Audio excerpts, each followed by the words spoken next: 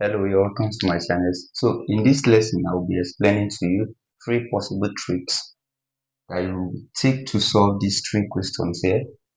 We have these three different questions concerning factorization. I will explain to you what it takes to solve these three different questions.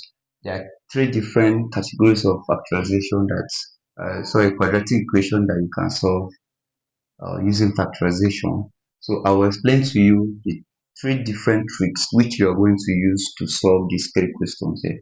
So let's start with the first one. The first question here, but before that, let's know the general form of quadratic equation, which is a x squared plus b x plus c is equal to 0. So this is the general form of quadratic equation, and in factorization you look for a possible number. That is, you multiply a times c. When you have, that is, in this, if you want to compare this first question here with the general formula, you know that a is equal to 6, right? Then b is equal to 11, then your c is equal to 3. So here, for you to factorize this kind of quadratic equation, you multiply a by what? By c. That give you a particular value. Then after you multiply a by c, you keep it at the back of your mind. You're not going to include it in that question. So let's start a normal business. So now, in factorizing this question here, we have a 6x squared plus 11x plus 3 is plus 3. So here, you know that the coefficient of a is greater than 1. So if the anytime that the coefficient of x squared is greater than 1, you take the coefficient of x, you multiply it with the last term, which is the constant. Then with that, you know what you're going to target. So here, if we multiply 3 by 6, we are going to have what? 18. So now, know that this 3 is now 18, not longer what? It's no longer 3, but what? It's 18. So you look at the two possible values that when you multiply, you have 18, and when you multiply, you have 18, and when you add, you're going to have the middle term. So here, what are the two possible values? In doing that, you don't need to crack your brain. Just mention three values. So all the factors of 18. So factors of 18, what are you going to multiply that will give you 18? Let's first start. If you multiply 1 by 18, you're going to have what?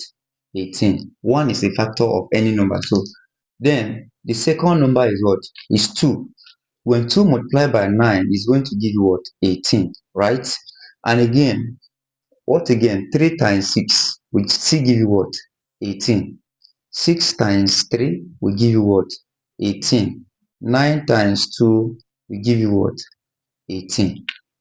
But all those factors, at the end, what you will do is try to sum them together. If you're going to have the middle term, that shows that is the two factors you're going to include. So when we say 1 plus 18, that will give us 19, which means it's not the factor because it cannot fit in here, right? Then we try to also sum this. 2 plus 9, that gives us 11, which means that has fits in here. Let's try another one. 3 plus 6, this will give us what? 9. But it's still 18, but when you sum it, it's going to give you 9. This is less than 11, which means it's not the factor. Then you try this, it's not in. You try this one is in, right? It's 11. So 9 times 2, 9 plus 2 will fit in here, and 2 plus 9 will fit in here. So which means you are going to go with either 2 times 9 or 9 times 2, whichever you use it. If 2 is first, is still correct. If 9 is first, since the two factors are what? 9 and 2, which means that is exactly what we are looking for, because this 3 here is no longer 3, because you take the coefficient of the first term, which is x squared. The coefficient of x squared you multiply with the last term, that give you 18. So now these are the two possible values that when you add, you're going to have 11, and when you multiply, you're going to have what? 18. And since that has been done, you're going to remove the middle term here, because since 2 and 9 plus together to give you 11, which means we are going to have the middle term to be. So now you have 6x squared plus 2x plus 9x. This is the same thing as what? 11. We have not changed anything. Then plus what? 3. So this, now you are going to separate this in group of what? 2, 2. When you separate it in the group of 2, 2, you now find the highest common factor in each of the brackets, right? So you find the highest common factor here, find the highest common factor in the second bracket. So in our first bracket here, the highest common factor is 2x. So we'll now write 2x as the highest common factor. So 6x squared divided by 2x, that will give us 3x. Then plus 2x divided by 2x, that gives us 1. We are done with the first bracket.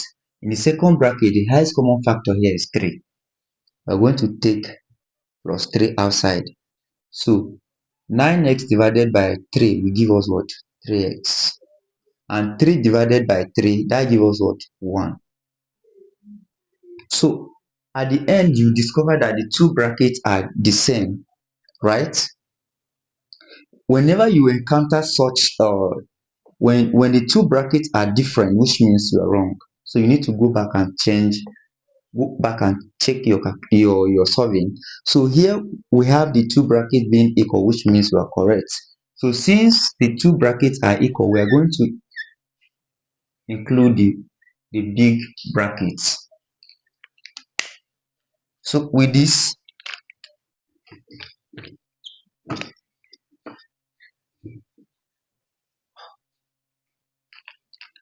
when we include the big brackets, which means since the two brackets are the same, we factor one of them outside. We take them outside. So what will be remaining inside will be 2x and what? Plus 3. So you will now have 3x plus 1.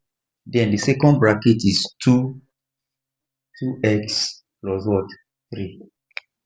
So this is just the answer for the first one. So let's go to the second scenario where the second scenario, which is the second question, which is x squared plus 7x plus 10.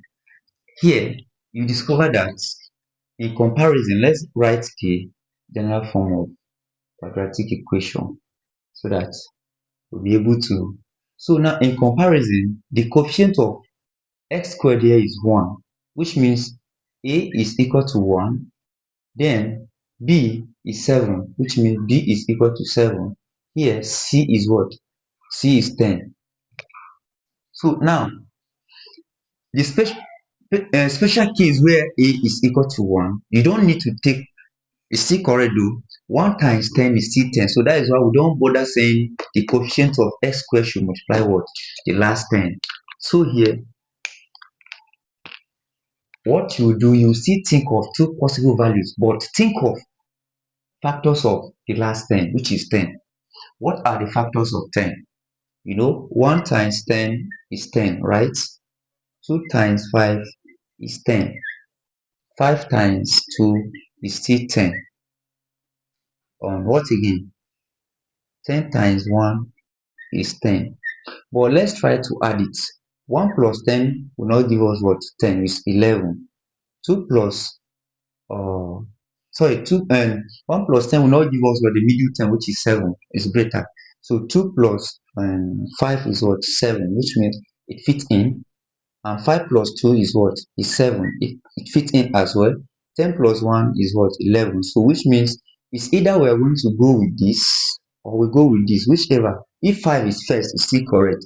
If 2 is first, it's still correct. Since it's 5 and 5 and 2, we are all on the same page. So since that has been done, let's try. Since we know that the two possible values that if you add, you're going to have 7, and if you multiply, you're going to have 10 is what? 2 and 5. So we are going to have x squared plus 2x plus 5x. That is 7, right? That is the middle 10. Then plus 10. Here we are going to have brackets, right? Like this. So here in the first bracket, what is the highest common factor? The highest common factor in the first bracket here is x. So we factor x is the highest common factor here. So x into 2x into x squared, that gives us x. Here 2x divided by x, that will give us 2. Then here the highest common factor is what? 5. Because 5 into 5x will give us x. 5 into 10 will give us 2. So we bring plus 5 outside. So into here we have x. 10 divided by 5, that gives us 2. So the two brackets are the same as I explained before. We pick the we pick one of them, x plus 2. Then we pick the outside values to form the second bracket. So that is it. So this is what we have here as our answer. So it's very simple. So let's go to the third example, which is special perfect square. In factorizing perfect square equation, you don't even need to stress yourself. I will do it the normal way, but at the end, I will still show you shortcut if you're solving for an objective question. So the third example, which we have uh, x squared plus 10x plus 2 plus 25.